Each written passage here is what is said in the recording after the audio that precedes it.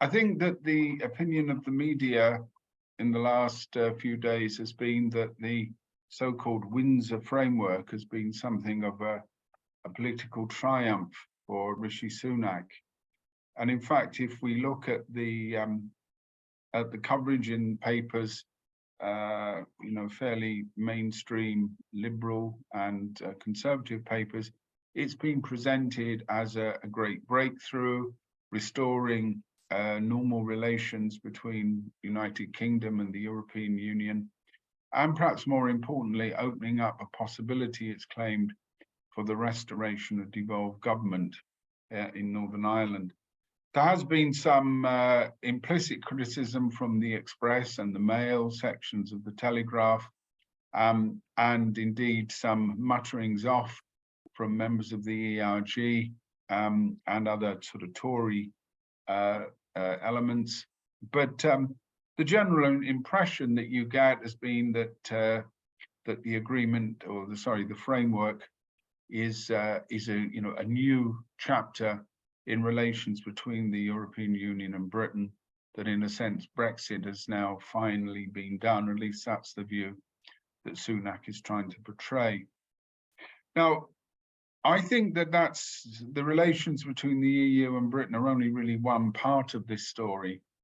And why we entitled the talk Strategic Considerations is that, unlike much of the commentary in this country, but to a certain extent in Ireland too, the focus has really been on a narrow interpretation, both of the framework, but more important, of the issues behind it. And the argument I'm going to put forward this evening is that actually we need to consider a number of dimensions of this framework and to think about a number of interrelated political areas that would help us to make sense, both of its significance and maybe its future development as well. For this purpose, the way I might define it is to think of it in terms of sort of three sets. If we think of a Venn diagram with the intersections, I would really define this as three sort of sets. One would be the politics of the north of Ireland. Secondly, the politics of Westminster. And then thirdly, and that's maybe an all-encompassing set that goes around them, but is also intersecting. You've got to think of this as a 3D, maybe a 3D dialectical Venn diagram. And that is, of course, geopolitics, the relationship between Britain and the EU, the relationship of Britain with NATO, and then I think the question of wider geopolitics, for example, the United States continued war drive and its relationships with China, and with its attempts to maintain its hegemonic position globally. So those are really the facets of this framework. A number of commentators have sort of focused on that, but I think that in general, people have focused on one element or another rather than bringing in the whole picture. Just to sort of cast your minds back as to why it was thought that we needed some new framework document. Comrades who followed Northern Irish politics for any length of time will be aware that there are numerous framework documents, there are numerous agreements, and indeed, I've sort of rather lost track of them. Hillsborough, St. Andrews, these are all Good Friday Agreement, of course, as well. They come not in particularly rapid succession, but what they always do is to build on the previous agreement or the previous framework. Indeed, this framework document is the third framework document in the history of the north of Ireland, and it again sort of builds on some of the elements in the protocol. If you remember, when Britain left the EU, there were a number of outstanding issues, and indeed, in the run-up to the 2019 general election, the then Prime Minister Boris Johnson concluded a very hastily reached agreement with the Southern Taoiseach, with the Irish Taoiseach, Leo Varadkar, at a hotel over the river from where I am now in the Wirral. And this became known as the Northern Irish Protocol. It dealt with a number of issues, in a sense, that were sort of hangovers from the main withdrawal agreement. And these concern the operation of economic relations between Northern Ireland, the Republic of Ireland, which was a member state or is a member state of the EU, and Great Britain. By now, we should all be familiar with the channels and the idea that goods entering Northern Ireland had to be subject to various checks, and that in particular, certain aspects of the economic life of Northern Ireland remained within the European single market, and also subject to some of its customs and other arrangements, and in particular, some of the rulings of the European Court of Justice. The argument for this was twofold. First of all, that the EU wanted to preserve its single market and therefore control entry of goods into and out of that said single market. But of course, Unionists and others could legitimately claim that Northern Ireland was part of the United Kingdom, it had left. So why should it be subject to the rules and regulations of the European Union and indeed its single market? Well, arguments there did turn on a degree of economic reality. To a considerable extent, the economy of the north of Ireland is, I won't use the phrase integrated, but it's very closely linked to that of the rest of the island.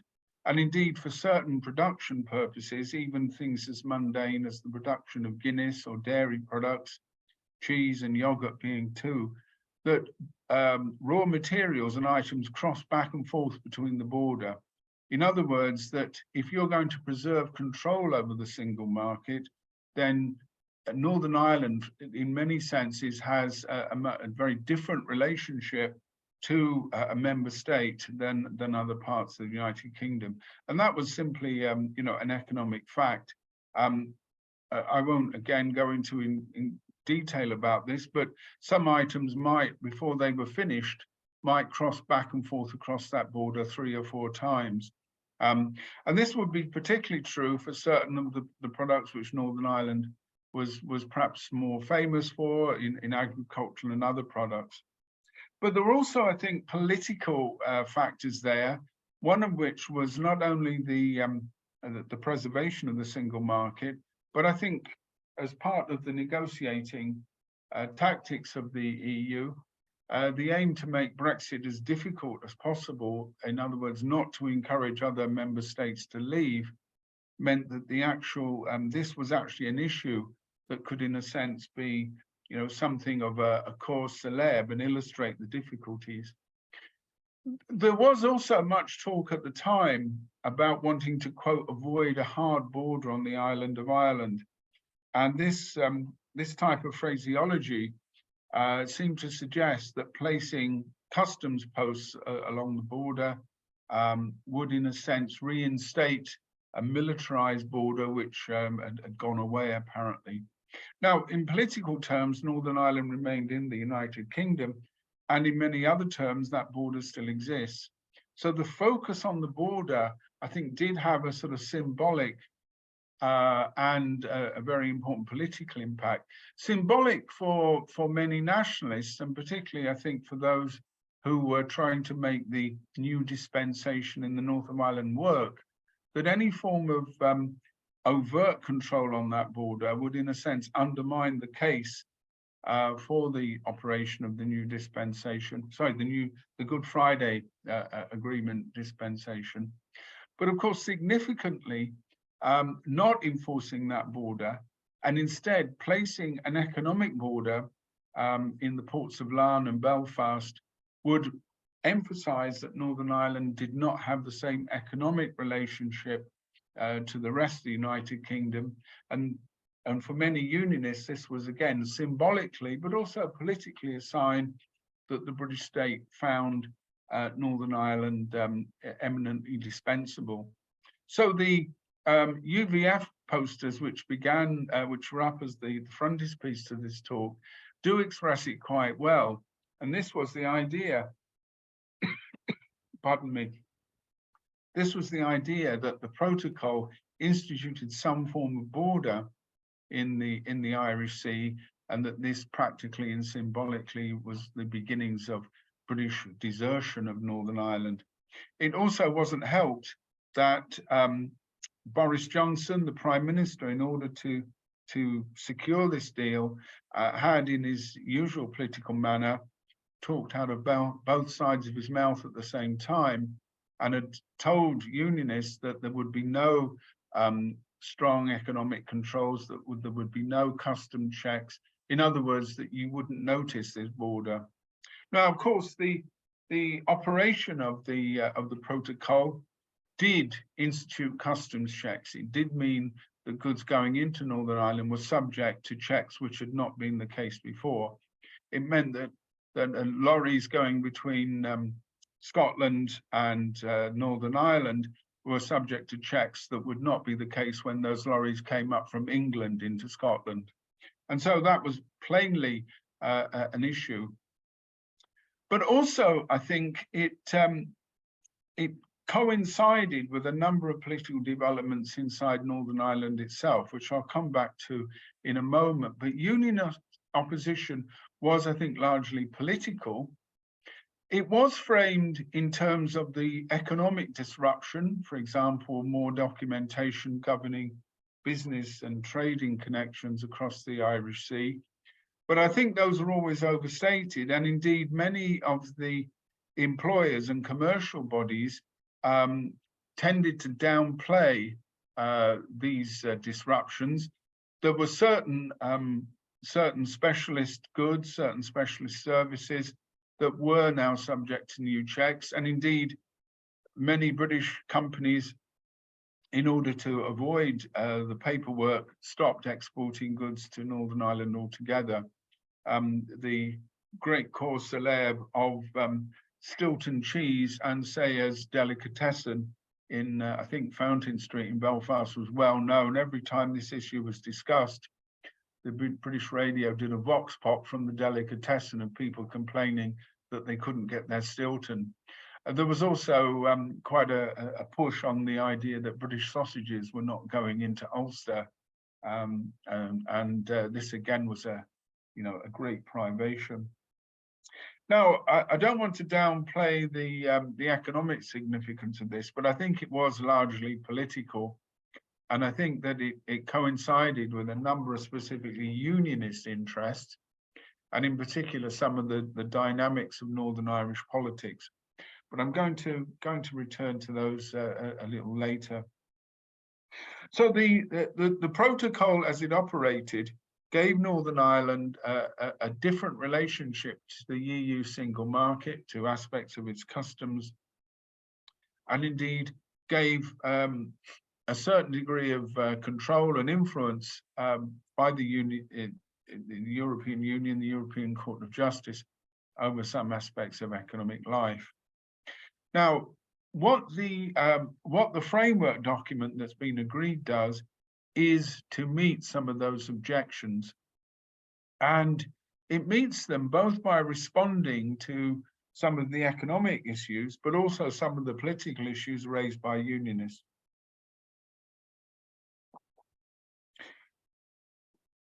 In place of blanket checks on goods entering into Northern Ireland, these are now replaced by two channels, the so-called green and red channels, very similar to a customs channel. Green channel will be for goods which are going to remain in Northern Ireland. Pardon me. Red channel for goods that might leave Northern Ireland and go into the Republic of Ireland, into the EU single market. There would also be the ending of restrictions on the importation into Northern Ireland from Great Britain of certain agricultural products like seed potatoes, various plants, and so forth. So again, that would be a significant change. And also, under some aspects of state aid rules, VAT and other customs arrangements would no longer now be subject to EU rules. Those would, in a sense, return to the British norm. as it were. The most politically important change, I think, is the so-called Stormont break. Now, this deals with a large or a very important unionist objection that the politicians of Northern Ireland had no influence or control, and that indeed Northern Ireland, as the unionist placard says at the beginning, was now subject to EU law. And what the Stormont break is an attempt to give some sort of consultative say. Now, it's still unclear whether this represents merely an expression of concern or whether it's a genuine veto. And I'll explain why there's a problem with that in the moment. It means that if 30 or more MLAs, members of the Legislative Assembly, drawn from two parties, want to raise an objection to an EU law, then they can do so and they can pass a petition. It's very much modelled on the current petition of concern, which allows an issue considered of fundamental importance to, quote, one community to be, in a sense, presented into the public realm. Now, why the Stormont break is so important is it does appear to answer unionist objections, and it means that the authority of any EU legislation is now superseded by this veto. In other words, that the final say appears to rest with the Northern Irish Assembly. But the actual status of this veto is unclear. Is it a veto? In other words, is it the Northern Ireland Assembly which has the final imprimatur? Very sorry, I have a bit of a cold at the moment, my apologies. Or does this veto, can it only be expressed by the United Kingdom government, which of course could listen to what the Northern Ireland Assembly says, but is not bound by it? Moreover, this expression of concern, this petition, can only be on what are regarded as major issues. And again, that is something that could be subject to judicial review. In other words, it appears to give a veto to the unionists, but it may or may not do so. And indeed, looking at relations between London and Belfast, as it were, it's very clear that a London government will act in its interest rather than any perceived interest in the north of Ireland. Also, how far in this Stormont break, how far the role of the European Court of Justice extends.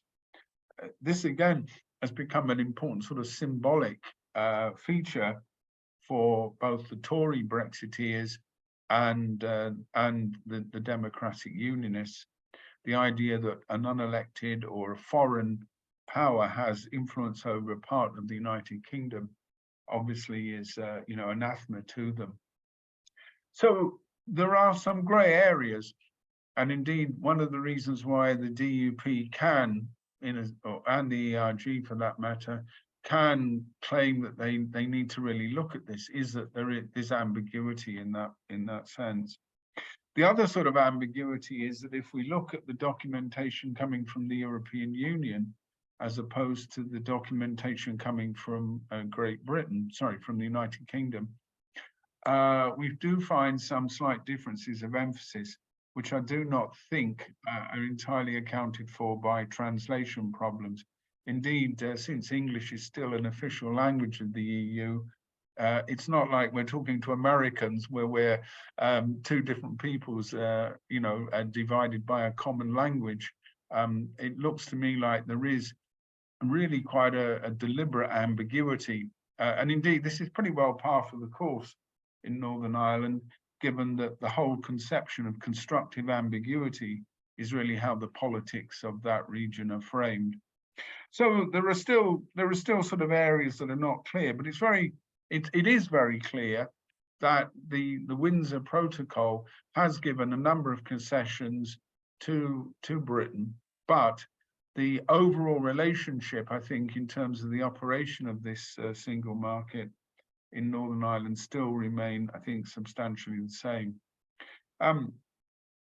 The other issue, I think, which perhaps also should be borne in mind, partly, I think, because of specific economic interests, but also, I think, because of the way that the politics of Brexit play out in the north of Ireland, is that the nationalist population have generally adopted a pro-EU position.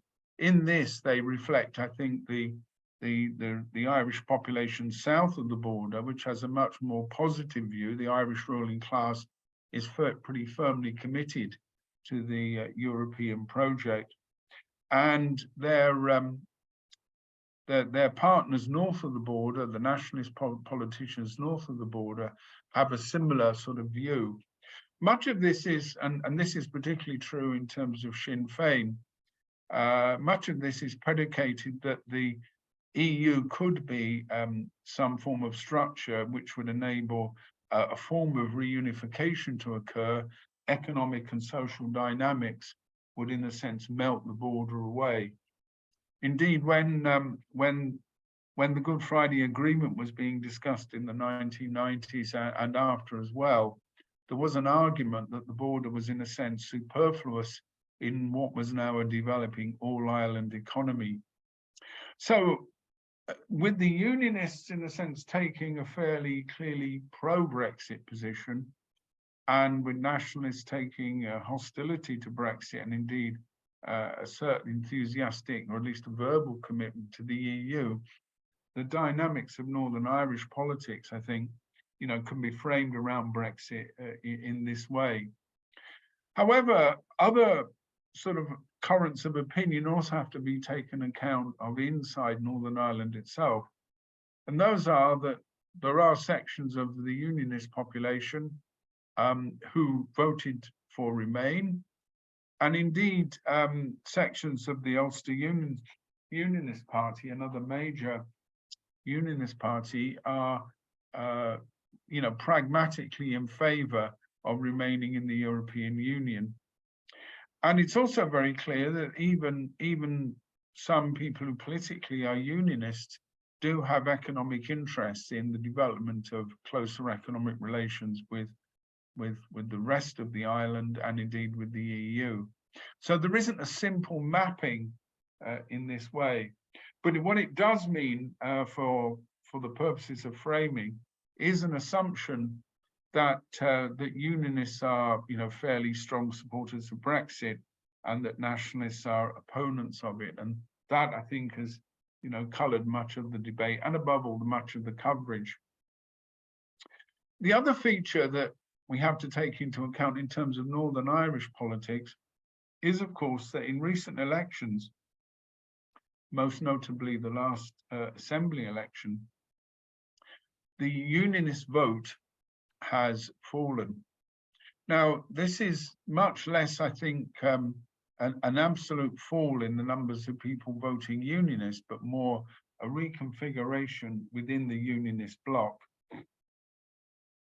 Put very simply, much of the demographic data suggests, and again, I'm going to use the language of the census, it is open to question, but we'll take it as read for the moment, that the demographic structure of Northern Ireland is changing. In other words, that it's likely that within probably 5 years that there will be a very clear Catholic majority already amongst school children, and in the younger age cohorts, a majority of the population can be defined or define themselves as Catholic. And of course, that's then reflected in the political decline of unionism. And that decline has also seen growth of two sort of factors. One has been the growth of a more intransigent unionist party, the traditional unionist voice led by Jim Allister, and a growth of softer unionism, either in the form of the Ulster Unionist Party or, and that this is perhaps an interpretation that certainly most in the British media don't take, but a softer form of unionism in the form of the Alliance Party, which is often designated by the BBC as non-sectarian or cross-community.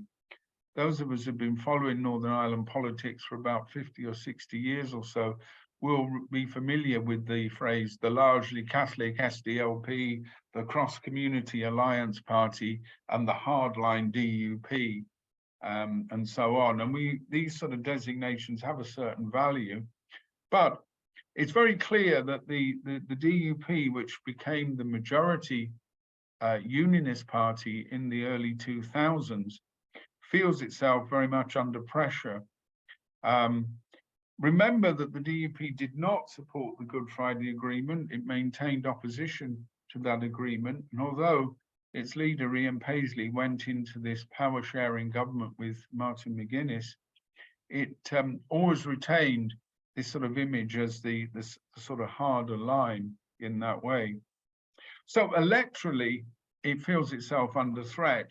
And indeed, its support for Brexit, it was a very strong supporter of Brexit, very closely allied to the Brexit campaigners in Britain, particularly in the right wing of the Tory party, was always more, I think, about shoring up its hardline unionist position in Northern Ireland. The other emerging factor, of course, is the growth of nationalist political parties and of the Alliance Party, which has now become this third force, which is in a sense eaten into the centre ground. There are considerable debates about the nature of that vote, but it certainly, I think, does reflect a softening of the unionist vote. And of course, the last Assembly elections led to that horror of horrors as far as many hardline unionists are concerned. Sinn Féin became the largest party, and they would be, if the Assembly and indeed the devolved executive was up and running, they would be Sinn Féin would be the first minister. Michelle O'Neill of Sinn Féin would be the first minister, and it would mean that the DUP, as the second largest unionist party, would have the deputy first minister. So you can see the psychological and political problem that all of the symbolism of unionist decline, all of the pushing, in a sense, of nationalists to gain a better position within inside the northern state, all of the concessions that had been made in the Good Friday Agreement were now, many unions here, coming home to roost. And this, I think, is what underpins much of the DUP's collapsing of the Assembly, its reluctance to get the Assembly up and running, its reluctance to go into government, is that it will be playing second fiddle. And it will be clearly a sign, I think, that unionism's electoral position and its demographic position is under threat. So the refusal to go into government and to use the nature of the Northern Ireland Protocol is an excuse in some senses, but it also, I think, is part of this wider symbolism, this wider political problem that unionism faces. It also is part, I think, of their sense of you know, and I don't use this lightly, but existential insecurity, in that they're, you know, for much of the May government, they were in a strong position. They, with the confidence and supply position, they were able to extract concessions from Theresa May's government. And likewise, they went along with Johnson only in a sense to be shafted by the protocol. And there's now a period of some recrimination in the DUP about the way that they trusted British politicians. But of course, that's a persistent theme in unionism. We only have to go back to Edward Carson in 1921, who talked about the way that unionists were used by the Conservatives. And of course, the unionists of Northern Ireland will continue to be used by the British state all the time it suits their interests. So those are the dynamics within Northern Ireland itself, and the Windsor framework is alleged to have sort of dealt with some of those unionist objections, and it's sort of been framed as getting devolved government up and running. some of the points I'm referring to there hint at maybe the difficulties of getting devolved government up and running. But again, we'll perhaps look at that when we come to look at the next sort of battleground, as it were, which is, of course, Westminster politics. When I began, I said that Sunak had had quite a good week, as it were, and he certainly received a lot of media praise. And, you know, he really it's argued can now do nothing wrong. For the more optimistic Tories, this is the rebooting of the Conservative government. This is the sign of the new competent technocratic government, and that in comparison with the blustering Johnson, the man who could come up with a good phrase but couldn't really spend more than 2 minutes looking at a policy briefing, Sunak is sober, he's focused on detail, he's the man who can get things done. And many of them believe that this is actually a chance to, you know, to perhaps turn things around for the Tories at Westminster. So the framework has been bigged up in this way. But of course, Sunak does have some political problems and also some political uncertainties. One of them, of course, is the reaction of his own party. To date, other than a Boris Johnson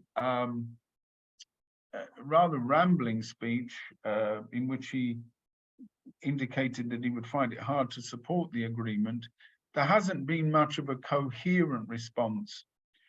Indeed, a couple of the more prominent Brexiteer Tories were involved either as ministers in Northern Ireland. Chris Heaton-Harris, Secretary of State for Northern Ireland, is a long-term Brexiteer, as is Steve Baker, a junior minister, one of the leaders of the ERG, and they were brought firmly on board with the deal. And indeed, even today, Heaton-Harris is out and about telling unionists about the various details of this agreement. So the ERG's opposition has, I think, been rather muted. It's gone away to consult Star Chamber of Lawyers, a rather unfortunate phrase, but that's the one they use. This Star Chamber is looking at the details and is coming up with a response. The fact that Sunak has brought into the cabinet ERG supporters and indeed more hardline Brexiteers does seem to suggest that he's brought them inside the tent. I won't entirely repeat LBJ, but everybody knows what I mean by that phrase, and that it's better to have Suella Braverman inside the government, rather tamed, than having her outside as a sort of standard bearer for opposition. Johnson and Rees-Mogg are already on manoeuvres doing that. But it doesn't look as if the rebellion of Tories is going to be in any way really significant. And this, I suppose, reflects the wider interests of British capitalism that was always opposed in some of its key sections, was always opposed to Brexit, and really wants some sort of rapprochement economically and politically with the European Union. And I think that the Brexiteer tendency, as it were, the opportunistic tendency, whatever phrase we want to use about them, has been really sidelined in this. So it's if we factor in Labour support along with the general acquiescence of the Tories, it's likely that Sunak can get this through, and that there won't be any major problems. As for the DUP, it has MPs at Westminster. Two of them have come out in opposition to the deal in various forms, Sammy Wilson and Ian Paisley Jr. And Lord Dodds, who's a former leading figure in the DUP parliamentary delegation, has also come out in opposition to it. Like the ERG, they're taking their time to look at the details and trying to work out the best position. It's clear again that there is substantial opposition from unionists, Alistair of the TUV has roundly condemned the protocol and has said that if we agree to it, not only do we still remain under EU laws, but we will go back into government with a Sinn Féin First Minister to boot. Alistair's always much more overt in his opposition to Sinn Féin. He lets the cat out of the bag, but I think his, reveals pretty well what more hardline unionists are saying. It's still unclear what sort of line they will take. It's known, for example, that many of the assembly members for the DUP want to return to government, arguing that there are pressing problems which can only be dealt with by the return of devolved government. And of course, aware that their position, in a sense, will be the worst of both worlds, that they won't be hardline enough to appease the TUV, but on the other hand, they will get the blame for disrupting budgets, health service changes, cost of living measures, and so on, if they stay out. So as I said, they're clearly in a bind in that way. But Sunak does appear, I think, to have seen off the potential opposition, and he's very much, I think, in control of that. And so we can see the agreement going through. There are still, areas that need to be worked out. The old cliches, I'm afraid, express it very well. The devil's in the detail. We will just have to see how it emerges and so on. The usual sort of line, but I think it is quite accurate. And one of the points about the political nature of this is that both the UK and the EU will, I think, make it work as well as they want to make it work, and indeed need to make it work. And if the bigger pressing political problems can be addressed, or indeed need to be addressed, then these smaller problems can be ignored and indeed can be put to one side. So what I want to just conclude on is the bigger picture, the one that in a sense determines the politics of individual nation states, and indeed, I think, globally. And this, of course, is the differing relationships within inside both the European Union, NATO, and of course, the geopolitics involving the United States. One of the points that was made by Ursula von der Leyen when she spoke at the press conference was that the relationship between the EU and Britain needs to be understood in the changes that have occurred in the world. And those changes are most clearly not only the war in Ukraine, but the shifting geopolitical emphasis by many European states. It's about a decade ago since everybody was undergoing a new golden age with China. Older viewers will remember charming pictures of David Cameron and Xi with pints of beer in a Cotswolds pub, and it was George Osborne talking about a new golden age, a new relationship. Well, of course, all that's gone now, with Tory MPs demanding that China be seen as the new threat, that the Confucius Institutes in the universities are little more than sort of Chinese centers of influence, almost like sort of Chinese cells, cancers in our universities, trying to spread Chinese influence. China is now being defined as a threat. And of course, alongside this is the war in Ukraine and the definition of the geopolitics that underpin that. The need for Western unity in fighting that war, the role of NATO, the role of Britain within NATO, all I think are very clearly in the mix. We know that the American president and indeed American officials were very keen on securing this framework document of restoring some form of normal relationships. And then they did this for a variety of reasons. I mean, some of them are, clearly related to the internal politics of the United States. The Irish-American lobby always finds it useful, I think, to sort of mobilize around these issues.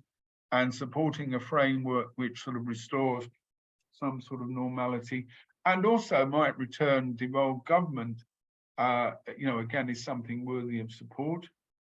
But I think more importantly, the idea that this was an outstanding issue which was interfering with normal relations in a period of profound crisis, when these relations should be tidied up, should be brought more closely together.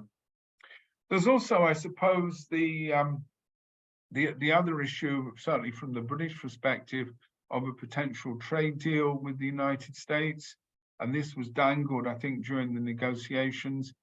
Likewise, the need for the City of London and financial services to have a more secure set of relationships, and indeed the British economy more generally to have secure relationships with the EU.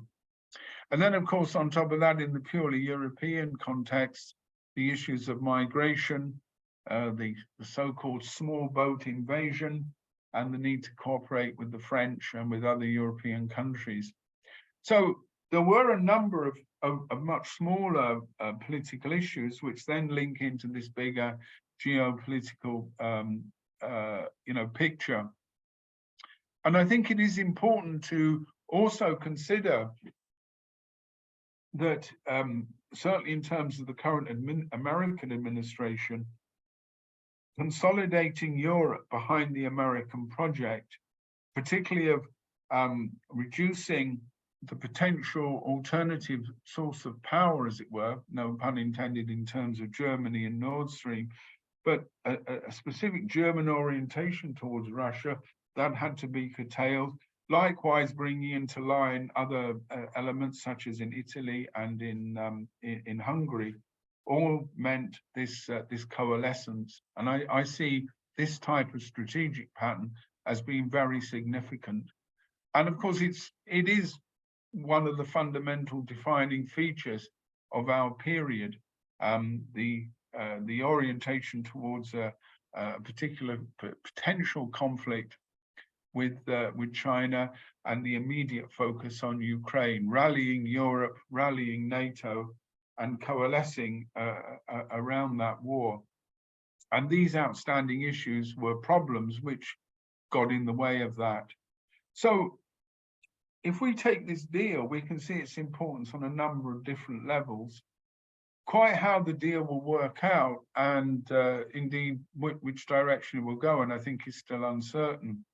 The one that I'm perhaps most certain of is that the relations between the UK and the EU will become more stable. It will, I think, there will be some form of rapprochement. One that will, I think, actually be exacerbated by Keir Starmer. He won't rejoin the single market, but certainly all of those tendencies that we've seen already will be fully in play in a future Labour government. We also know that the tendencies in the United States, particularly to want that type of stability, and also to consolidate American control and influence over NATO and over Europe, to bring them into line, as it were, to line up the ducks. That is certainly very clear in terms of the Democrats. I see that Daniel's here this evening, so maybe you can comment on how far Republicans would differ in this. And indeed, we're now starting to get towards primary season or beginnings of that next year. And how far, Republicans will take an anti-war position. Will they, for example, move back towards isolationism? And again, is this a case of getting this deal done now, and with a different context, with a different type of Republican president, whether America would take the same line? Certainly in terms of Brexit, the sections of the British Tories were much closer to Trump than they were to the Democrats. And I think this again gives us something of a perspective on the way that this might operate. The area which also remains unclear in terms of strategic considerations is, of course, Northern Ireland itself, which is where we began and where I'll end. What I think we have to really think about there is that the DUP is in a bind. I've used that cliche several times already. Its mind, I think, is one in which it has to, in a sense, decide whether it's prepared to work with nationalists and to, in a sense, preserve this very unstable status quo, or whether it decides finally to break from it. I think its strategic and indeed its political interests still remain in trying to make the communalised politics of the Northern Ireland work. But of course, the north of Ireland, even when those politics are structured through so-called power sharing, are in many ways managing conflict rather than resolving it. And this deal is in yet another part of the process of management rather than resolution. And of course, when you've got a democratic imperative towards the reunification of the island, and you've then got the idea of maintaining partition, it's very clear that these things are in contradiction to each other. So this is an attempt to sort of put that fundamental contradiction to one side and try, in a sense, to pretend that there isn't a border when there is in constitutional terms, try to pretend that there's a Northern Ireland economy when there isn't quite, and above all, to try, in a sense, to diffuse the idea of the future of the island into this continuation of power sharing. The DUP probably, I think, will stay out of power sharing for the foreseeable future. There are some council elections coming up, and they certainly will be under threat from the TUV in those elections. I think to go back into government and maybe to be portrayed as selling the pass means that it's probably advisable that they stay out. But I think that really they will have to consider, after that, whether they can go back in and again attempt to extract more concessions. The options open to them are fairly limited. If they do, in a sense, attempt to collapse these institutions, there's no guarantee that Westminster will act in anything favorably, would act in any way favorable to them. And their ability to mobilize large crowds of people, to mobilize large forces, I think that bluff was called in the 1990s. Indeed, I think that bluff was called in the 1980s, and it was shown to be very limited. So they, I think, have got to decide what their strategy is. But I think for at least for the next few months, they stay out. But of course, as I've said, Northern Ireland is unstable. It's inherently unstable, as indeed are the geopolitics. So although our focus has been on Northern Ireland, I think that we have to see it as one small local crisis that reflects geopolitics and shows the way that world politics, I think, are now very closely related, and that we can no longer, not that we ever really could, put things into a sort of internal box and a foreign policy box, a box that was for big geopolitical themes, and then the local pork barrel. This is a case when the gunpowder barrel and the pork barrel are very closely linked together. So that's my introduction, comrades. A minute or two over, but I hope you will indulge me.